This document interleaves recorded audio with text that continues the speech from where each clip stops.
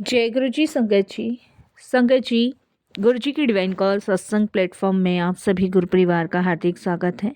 शुक्राना गुरु जी महाराज का कि उन्होंने मुझे ये सेवा दी कि मैं आप सभी गुरु परिवार के समीप आके गुरु जी के कल्याण महिमा अनुभव का वर्णन कर पा रही हूँ। अनंतम शुक्राना मेरे गुरु जी महाराज का। संगत जी आज का सत्संग बहुत ही खास और प्यारा सत्संग है और संगत आंटी जो हैं वो अपना नाम गुप्त रखना चाहते हैं, तो बिना स्किप के सत्संग को बड़ी श्रद्धा भाव से अंत तक सुनिएगा। इसके अलावा अगर आप भी अपने सत्संग अनुभव शेयर करना चाहते हैं तो हिंदी में साफ राइटिंग में आप अपना सत्संग लिखकर हमारी जीमेल आईडी पर सेंड कर सकते हैं, ताकि आपके द्वारा सुनाए गए सत्संग से जो भी गुरुजी महाराज की नई जुड़ने वाली संगत होगी उन्हें गुरुजी के कल्याण महिमा अनुभव के बारे में ज़्यादा से ज़्यादा पता चलेगा। सत्संग आपको पसंद आए तो आप इसको लाइक कीजिए, चैनल को सब्सक्राइब कीजिए, वीडियो को ज़्यादा से ज़्यादा संगत में शेयर ज़रूर कर दीजिएगा और बेल आइकन दबाना बिल्कुल भी नहीं भूलिएगा। जब भी कोई लेटेस्ट सत्संग आएगा उसका नोटिफिकेशन आपके पास आएगा। तो चलिए संगत जी चलते हैं गुरु जी महाराज के सत्संग की ओर। सत्संग शुरू करने से पहले करते हैं गुरु जी का मंत्र जाप। ओम नमः शिवाय, शिव जी सदा सहाय। ओम नमः शिवाय, गुरु जी सदा सहाय। जय गुरु जी संगत जी आज सभी संगतों के साथ मैं अपने कुछ अनुभव शेयर करना चाह रही हूँ। सबसे पहले गुरु जी महाराज का शुक्राना करती हूँ, सारी संगत जी को जय गुरु जी बोलती हूँ और अपने सत्संग की शुरुआत गुरु जी के मंत्र जाप से करती हूँ। ओम नमः शिवाय, शिव जी सदा सहाय। ओम नमः शिवाय, गुरु जी सदा सहाय। सत्संग शेयर करते हुए कोई भी गलती या भूल हो जाए तो प्लीज़ सत्संगत जी आप सभी मुझे क्षमा कीजिएगा। आज मैं आप सभी के साथ वह अपनी आप बीती साझा करने जा रही हूँ जिसने मेरे जीवन को पूरी तरह बदल दिया। संगत जी, एक समय था जब हमारा हंसता खेलता परिवार दुखों के काले साये में घिर गया। बिना किसी कारण के हमारे घर में झगड़े होने लगे, तरक्की रुक गई और घर का हर सदस्य बीमार रहने लगा। हमने डॉक्टर्स को भी दिखाया पर रिपोर्ट हमेशा नॉर्मल आती थी। हमें समझ नहीं आता था कि जो खुशहाली कल तक हमारे परिवार के अंदर थी, हर इंसान ठीक था, कभी लड़ाई नहीं हुई, कभी झगड़े नहीं हुए, कभी कोई तरक्की नहीं रुकी, बच्चों की पढ़ाई भी बिल्कुल ही ख़राब सी होती जा रही थी। अचानक वो सब चीज़ें कहाँ खो गई और ये मनुष्यत जीवन में कहाँ से आ गई, कुछ समझ नहीं आ रहा था। हमेशा संगत जी टेंशन परेशानी का माहौल घर के अंदर रहता था। दिन प्रतिदिन संगत जी चीज़ें झगड़ों में बदलती जा रही थी।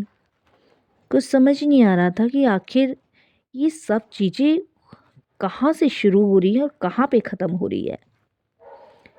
संगत जी, मेरे को तो कभी कभी ऐसा भी फील होता था कि कोई अदृश्य शक्ति जो है ना मेरा गला घोट रही है। मेरे सिर के बाल इतने ज़्यादा झड़ने लगे और मेरा चेहरा एकदम काला पड़ने लगा।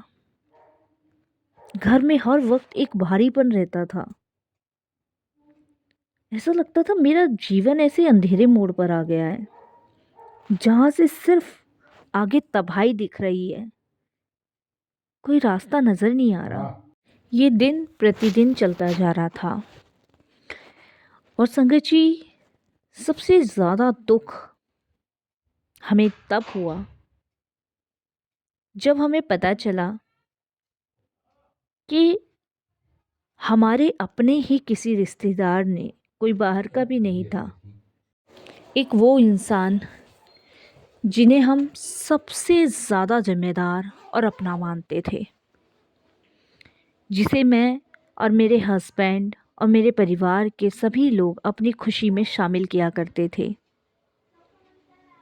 एक बेहद ही करीबी रिश्तेदार जो हर वक्त हमारे साथ बैठकर खाना खाता था, उठता था, हमारे हर एक खुशी में शामिल होता था, हमने हमेशा उसको, उसकी फैमिली को अपना फैमिली मेम्बर समझा। कभी भी अपने परिवार में या उसके परिवार में किसी भी चीज़ की कमी नहीं आने दी। विश्वास, भरोसा बहुत ज़्यादा हमें उस पर था। ये समझ लो संगत जी, जैसे मेरे घर के एक एक सदस्य मुझे प्रिय थे, ऐसी वो लोग भी। लेकिन हमें ये नहीं पता था संगत जी कि वो हमसे इतनी ईर्ष्या करते हैं। वो हमारी तरक्की को देख के जलते हैं। वो हमारे बच्चों की पढ़ाई लिखाई को देख के जलते हैं। वो मेरे हस्बैंड के बिजनेस को देख के जलते हैं। वो मेरे घर में खुशियों को देख के जलते हैं। कोई तीज नहीं, कोई त्योहार नहीं संगत जी जिससे मैंने उन लोगों को वंचित रहने दिया। अगर मैंने अपने हस्बैंड के बर्थडे पर 10,000 खर्च करे हैं तो उस पे 15,000, ये सोच के कि मेरे ही फैमिली का सदस्य है। संगत जी,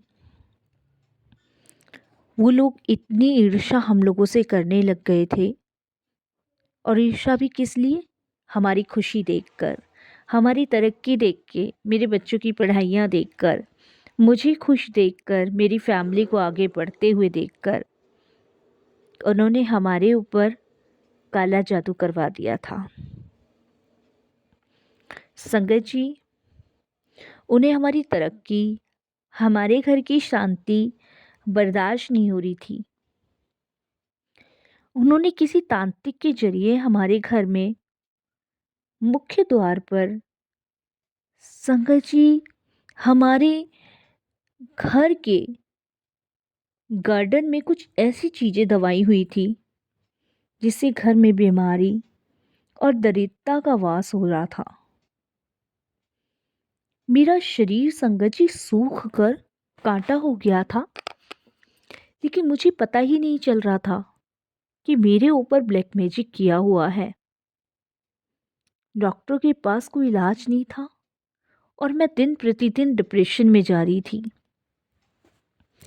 मेरी शरीर के अंदर की रूह तक संगत जी कांप रही थी, तड़प रही थी। और मुझे समझ नहीं आ रहा था कि आखिर मेरे साथ ऐसा कैसे हो रहा है, क्या हो रहा है। मेरे घर की सारी सुख शांति सब भंग होती जा रही थी। जब इंसान हर जगह से हार जाता है ना संगत जी, तब उसे परमात्मा की याद आती है। मैं थक गई थी संगत जी, डॉक्टर्स को दिखाकर इधर जाके उधर जाके मैं थक चुकी थी। तब मैंने अपनी एक फ्रेंड रितु से ये बात शेयर करी। मैंने कहा यार मैं बहुत दुखी हूँ, मेरा शरीर सूखता जा रहा है, मेरे बाल झड़ते जा रहे हैं, मेरा रंग काला पड़ रहा है, मेरे हस्बैंड का बिजनेस ठप पड़ रहा है, बच्चों की पढ़ाई डिस्टर्ब हो रही है, घर में बीमारी का नामो निशान नहीं था, पता नहीं क्या क्या बीमारियां होती जा रही है, रिपोर्ट सारी नॉर्मल आ रही है, क्या करूं क्या ना करूं। तब संगत जी उसने मुझे गुरुजी के बारे में बताया और उसने मुझे कहा तू चल गुरुजी के दरबार चल। मैं जाना नहीं चाहती थी संगत जी, मैं आपको बताऊं, क्योंकि मेरे शरीर में हिम्मत ही नहीं थी, ताकत ही नहीं थी और मैं नहीं कहीं जाना चाहती थी। उसने मुझे कहा तुझे चलना पड़ेगा, ज़बरदस्ती लेके गई। मेरे में उठने की हिम्मत तक नहीं थी, लेकिन फिर भी उसके कहने से गई। जैसे ही मैंने मंदिर की दहलीज पे कदम रखा ना, मुझे ऐसा लगा जैसे किसी ने मेरे सिर से लोहे का भारी सा बोझ हटा दिया हो। मैं अंदर गई, अंदर जाके गुरुजी के स्वरूप की तरफ देखा और मेरे आंसू निकलने लगे। मैंने कोई शिकायत नहीं की, बस मैं रोती रही, रोती रही। उस दिन लंगर प्रसाद खाते वक्त मुझे पहली बार एहसास हुआ कि मेरे अंदर कुछ बदल रहा है। जैसे वो लंगर नहीं था, वो मेरी दवाई थी, जो किए हुए ब्लैक मैजिक को मेरे शरीर में से काट रही थी, जो उस काले जादू को जहर की तरह काट रही थी। मुझे ये अंदर से फील हो रहा था संगत जी, खुद मैंने महसूस किया। गुरुजी ने सीधे मुझसे बात नहीं की, लेकिन उसके बाद गुरुजी ने सत्संग के माध्यम से मुझे जवाब देने शुरू कर दिए। संगत जी, एक रात तो गुरुजी महाराज ने मुझे एक ड्रीम दिया। उसमें गुरुजी ने सफ़ेद चोला पहना था। उन्होंने मुझे घर के पिछले हिस्से में लगे एक गमले की तरफ इशारा किया, जो तुलसी माता का गमला था और वो सूख चुका था। संगत जी, नेक्स्ट डे मैं सुबह उठ के जब अपने गार्डन में गई तो मैंने देखा वो तुलसी का पौधा बिल्कुल सूख चुका है, क्योंकि उसके नीचे ही कुछ गाढ़ा हुआ था। मुझे एकदम से आवाज आ गई, कल्याण करता जो कट दे ओनू। संगत जी, मैंने फटाफट से अपने माली को फ़ोन किया और उसे बुलाया। मैंने संगत जी तुरंत से उस मिट्टी को खुरदवाया। संगत जी, जब उस माली ने उस गमले के नीचे की मिट्टी खोदी तो मेरी अंदर तक की रूह कांप गई। मेरे हस्बैंड घबरा गए संगत जी, मेरी फैमिली में मेरे बच्चे डर गए। ही क्या, एक काले कपड़े में लिपटा हुआ एक पुतला, उसमें सुइयां गुदी हुई, कुछ और तंत्र क्रिया हुई एक चीज गांठ से उसको कस के बांधा हुआ। संगत जी, हम घबरा गए, बहुत बुरी तरह घबरा गए। वो माली कहता है कि ये तो आपके घर में किसी ने जादू टोना किया हुआ है। गुरुजी ने मुझे पहले ही संकेत दिया था कि घबराई ना, मैं बैठा हाँ। मैंने सब कुछ गुरुजी के नाम को लेकर उन्हीं पे छोड़ दिया और उस चीज को विसर्जित कर दिया। संगत जी, जैसे ही वो चीज घर से बाहर निकली, मुझे ऐसा लगा जैसे घर ने चैन की सांस ली हो। शांति का, सुकून का माहौल मुझे महसूस होने लगा, पर हमें समझ नहीं आ रहा था कि इसके बाद क्या होगा। बाकी सब गुरुजी पे हमने छोड़ा। दिन प्रतिदिन निकलते रहे। उसके बाद हमारे हाथ वो फुटेज लगी जिसे हम देख के और ज़्यादा हैरान हो गए कि जिसे हम अपना मान के बैठे हैं वही हमारे घर के ऊपर काला जादू करने लगा है, क्योंकि वो हमारी खुशियों से, हमारी तरक्की से, इन सब से जलता है। संगत जी, आज गुरुजी की कृपा से मेरे घर में फिर से खुशहाली तो है। जो रिश्तेदार हमारा बुरा चाहते थे, गुरुजी ने उन्हें हमसे अपने आप दूर कर दिया।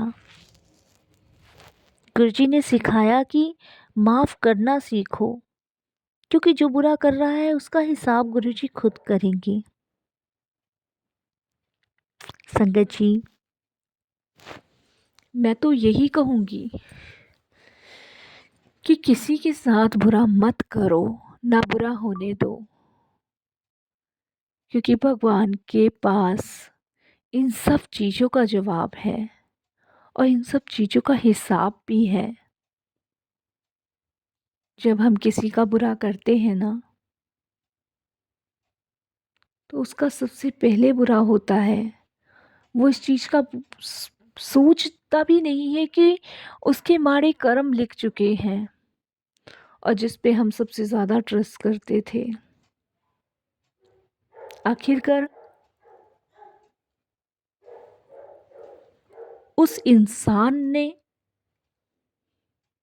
मेरे परिवार पे जादू किया।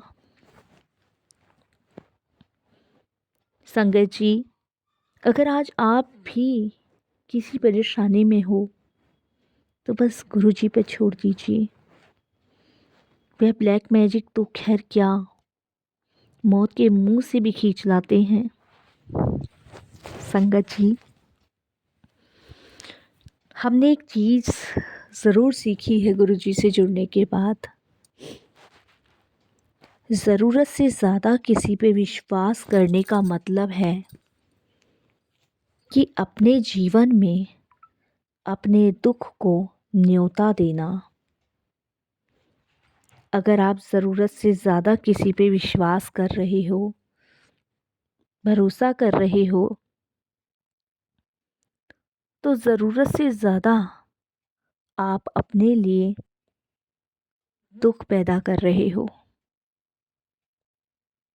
मैं तो संगत जी बस यही कहूँगी कि सब चीज़ गुरु जी पे छोड़कर, अगर आपके साथ कोई बुरा भी कर रहा है तो ये सोचो कि आपके साथ गुरु जी हैं। वो कभी आपका बुरा होने ही नहीं देंगे, ना आज, ना कल, ना आने वाले बहुत सारे समय में। जिनका उनका आशीर्वाद आपके साथ हमेशा सदैव रहेगा। मैं यहीं अपने सत्संग को विराम करूँगी, और मैं उस इंसान का नाम इस सत्संग में नहीं लेना चाहती, क्योंकि मैं कौन होती हूँ। गुरुजी ने अपने आप उस इंसान को दंड दिया है।